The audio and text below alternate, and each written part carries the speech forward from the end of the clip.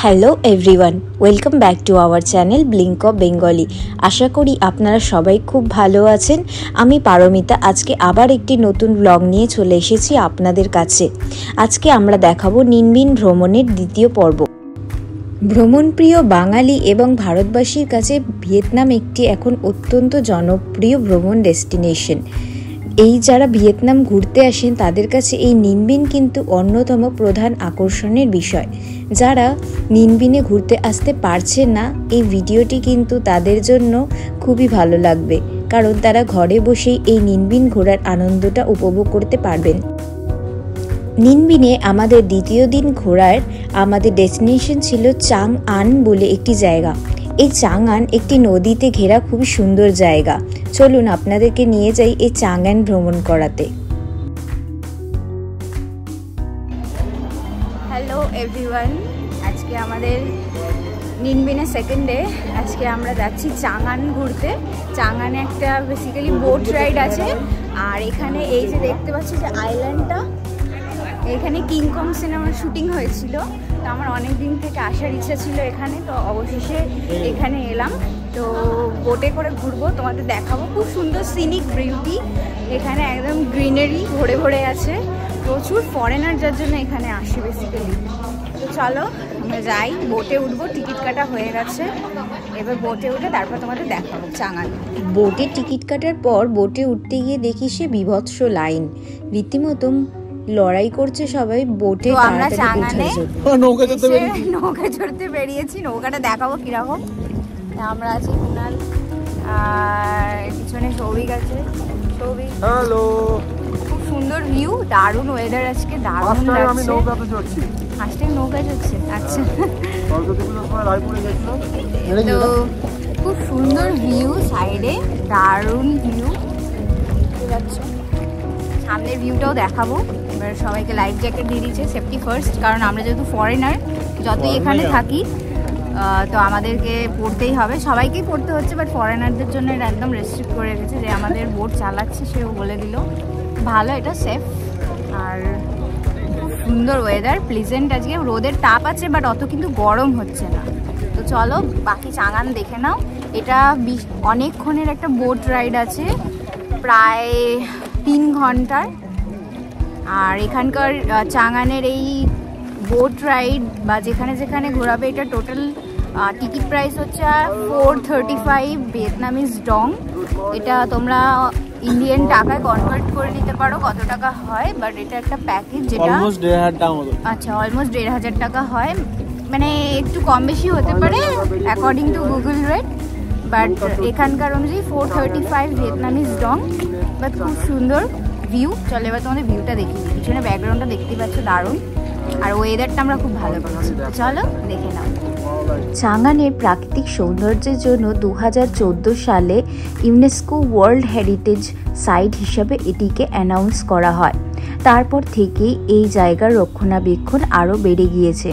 আপনারা দেখতেই পারবেন এই ভিডিওতে, এই যে এত সুন্দর জল, এই জলটিতে কিন্তু একটুও নোংরা নেই, খুবই পরিষ্কার এবং খুবই মেনটেন করা হয়।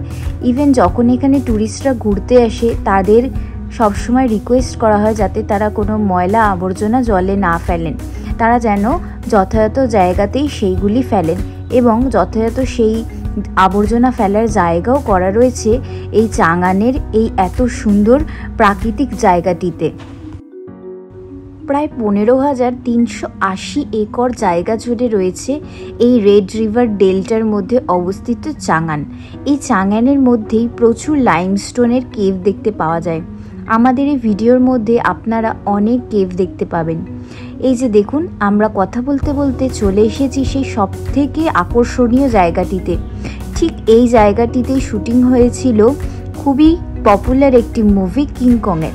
আপনারা যারা কিংকং সিনেমাটি দেখেছেন তারা এই জায়গাটি দেখলেই বুঝতে পারবেন।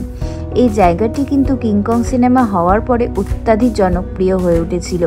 এই যে দেখছেন ঠিক সামনের যে ডেস্টিনেশনটা, এই প্রপার এই জায়গাটিতেই কিন্তু খুবই পপুলার হয়েছিল এই কিংকং সিনেমার স্পট হিসাবে।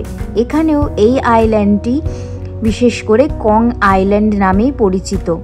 চাঙানে এত বড় জায়গাতে আপনারা বোটে করে বিভিন্ন দিকে বিভিন্নভাবে ঘুরতে পারেন। আমরা চুজ করেছিলাম এই কং আইল্যান্ডে আসার দিকটি, কারণ আমাদের খুবই ইচ্ছা ছিল এই কং আইল্যান্ড ঘুরে দেখার।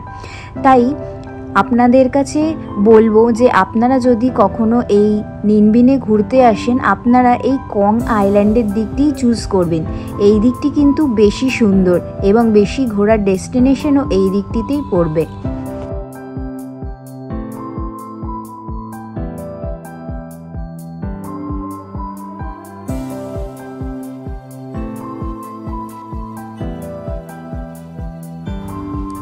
নিনবিনে ঘুরতে এসে এই কং আইল্যান্ডে একটা ছবি না নিলে হয় বলুন?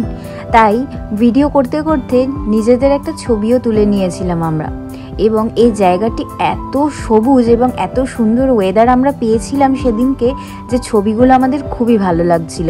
এই দেখুন, আবার একটি লাইমস্টোনের কেভ এসে গেছে। এই কেভটি ছিল one of longest cave in চাঙান।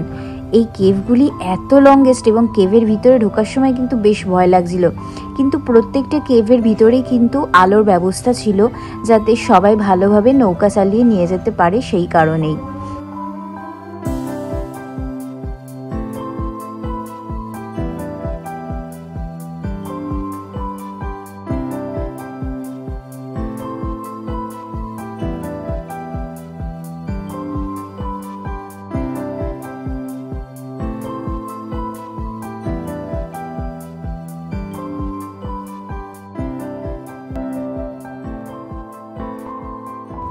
প্রায় 3.5 ঘন্টার বোট রাইডিং।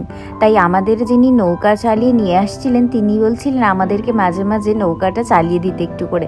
তাই এই সুযোগটা হাতছাড়া করলাম না, একটু নৌকা চালিয়েই নিলাম। বেশ ভালোই লাগছিল নৌকা চালাতে, খুব সুন্দর এনজয় করেছি এইখানে নৌকা চালিয়ে।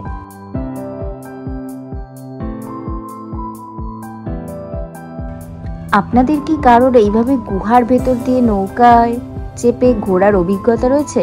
আপনারা চাইলে জানাতে পারেন আমাদের কমেন্ট সেকশনে, তাহলে আমরাও জানতে পারি আপনাদের অভিজ্ঞতার কথা। আমাদের কিন্তু এইভাবে গুহার ভিতর দিয়ে নৌকা করে যাওয়ায় একটা অসাধারণ অভিজ্ঞতা হয়েছিল, একটা প্রাগৈতিহাসিক ফিলিং হয়েছিল আমাদের মধ্যে। আর বারবার যেতে যেতে আমি খালি গুহার গায়ে খালি হাত দিচ্ছিলাম। আমার এই পাথরগুলো এত ভালো লাগছিল, শুধু মনে পড়ে যাচ্ছিল জিওগ্রাফিতে পড়া সমস্ত পাথর, লাইমস্টোন, বিভিন্ন রকম পাথরের কথা। চাঙানের যেই দিকটিতে আমরা ঘুরতে এসেছিলাম, অর্থাৎ কং আইল্যান্ডের দিকটিতে, এই দিকটিতে বেশ কিছু প্যাগোডাও রয়েছে এবং এই প্যাগোডাগুলি কিন্তু বেশ নামকরা প্যাগোডা ভিয়েতনামের মধ্যে। এবং এই প্যাগোডাগুলি এতটাই শান্তিপূর্ণ জায়গায় অবস্থিত যে আপনাদের মন গেলে এমনিই ভালো হয়ে যাবে এই প্যাগোডায়। চলুন আপনাদেরকে নিয়ে যাই সেই প্যাগোডাগুলিতে। আমরা এখন এসেছি একটা প্যাগোডাতে, চুয়া বাইডিং। চুয়া মানে হচ্ছে প্যাগোডা ভিয়েতনামে। ওই প্যাগোডাটা দেখে এখানে গোল্ডেন বুদ্ধা আছে। প্যাগোডাটা ঘুরবো। প্যাগোডা একটা বড় ওয়াচ টাওয়ার টাইপেরও আছে, সেখান থেকে পুরো ভিউটা দেখা যায়, সেটাও দেখবো। তো চলো দেখে নেওয়া যায়।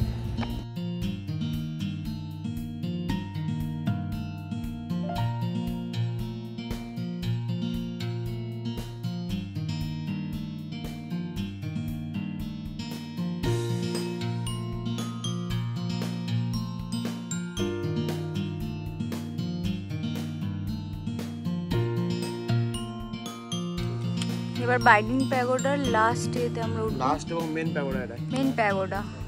চলো যাওয়া যাক, 153টা সিঁড়ি পেরিয়ে ওঠা যাক এবার।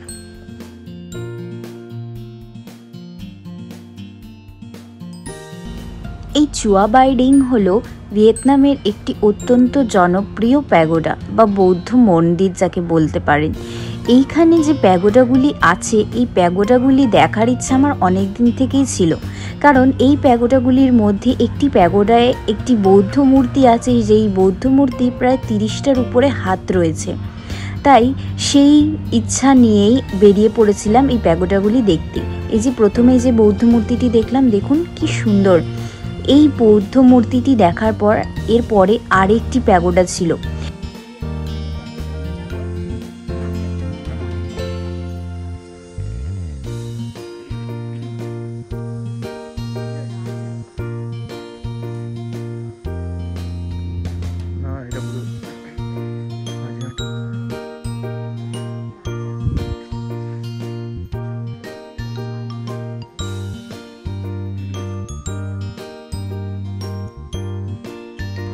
অবশেষে চলে এসেছি সেই প্যাগোডাটিতে, যেই প্যাগোডাটিতে বুদ্ধদেবের এক অন্যরকম মূর্তি দেখতে পাবো। এই যে দেখুন, এই বৌদ্ধ মূর্তিটি আমি অনেকবার এখানে ছবিতে এবং অনেকের বাড়িতে মূর্তি হিসাবে দেখেছি।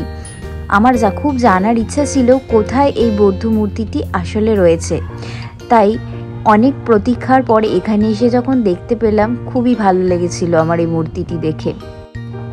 এবার আমরা যাব এই ওয়াচ টাওয়ারটির ভিতরে, চলুন দেখে নেওয়া যাক এখানে কি আছে। দেশের ল্যাঙ্গুয়েজ সংস্কৃতিতে লেখা আছে শান্তি মুদ্রা, শক্তি মুদ্রা, নির্ভয়া মুদ্রা সম্পর্কে পুরোটা। ভালো লাগলো, অন্য দেশে আমাদের দেশের ভাষায় লেখা আছে, সুন্দর লাগলো।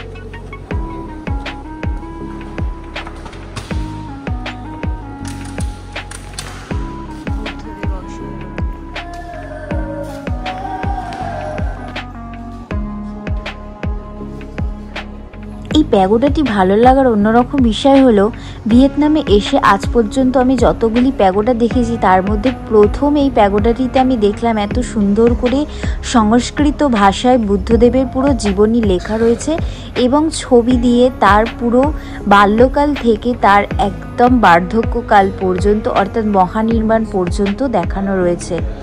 এত ভালো লাগছিল, আমাদের দেশের একটা সংস্কৃতি সেটা অন্য দেশে এত সুন্দরভাবে প্রেজেন্ট করা রয়েছে, এটা দেখে খুব গর্ববোধ করছিলাম।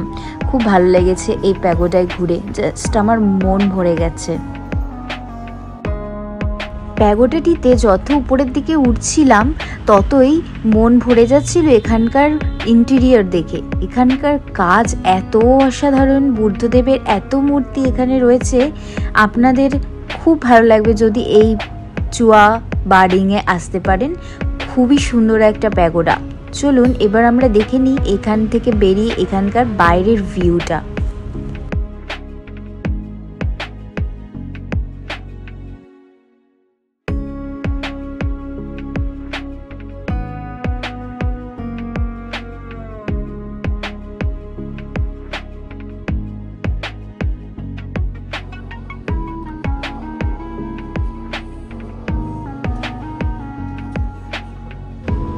এই টাওয়ারটির উপর থেকে যখন বাইরের সৌন্দর্য দেখলাম, এই সবুজে মোড়া প্রাকৃতিক সৌন্দর্য দেখে চোখটা ভরে গেল। যারা এইভাবে প্রকৃতিকে ভালোবাসেন তারা কিন্তু এই নিনবিনে আসতেই পারেন। তার আগে আরেকটি কথা বলে রাখি, শুধু প্রকৃতিকে ভালোবাসলে ভালো জায়গায় ঘুরতে এলেই হবে না, নিজেরাও গাছ লাগান। কারণ যেইভাবে আমাদের গ্লোবাল ওয়ার্মিং দেখছেন আপনারা বেড়েই চলেছে এবং গরম বেড়েই চলেছে, সেখান থেকে বাঁচার একমাত্র উপায়ই হলো এই বৃক্ষরোপণ করা। আমরা আমাদের সাধ্যমতো চেষ্টা করছি এইভাবে ছোট ছোট গাছ রোপণ করতে।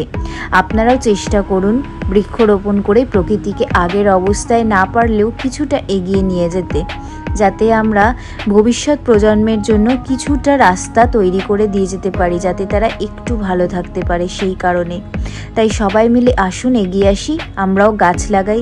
আপনারাও গাছ লাগানোর চেষ্টা করুন এবং আপনার আত্মীয় পরিজন বন্ধু বান্ধব সবাইকেই বলুন এইভাবে গাছ লাগাতে।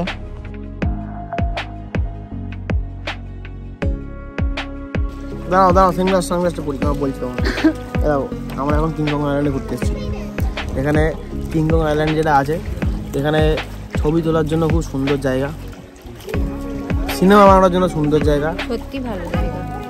আমাদের টলিউড ইন্ডাস্ট্রিকে এবং বলিউড ইন্ডাস্ট্রিকে আমাদের থেকে রিকোয়েস্ট করা যে আপনারা সাজেস্ট করা, রিকোয়েস্ট করাও বলতে পারি, আমরা as a Indian, as a কলকাতাবাসী বাঙালি বলছি, আমাদেরও ভালো লাগে যদি আমাদের এই জায়গা থেকে কোনো রকম শুটিং হয়, সেই সিনেমা আমরা দেখবো ভালো করে।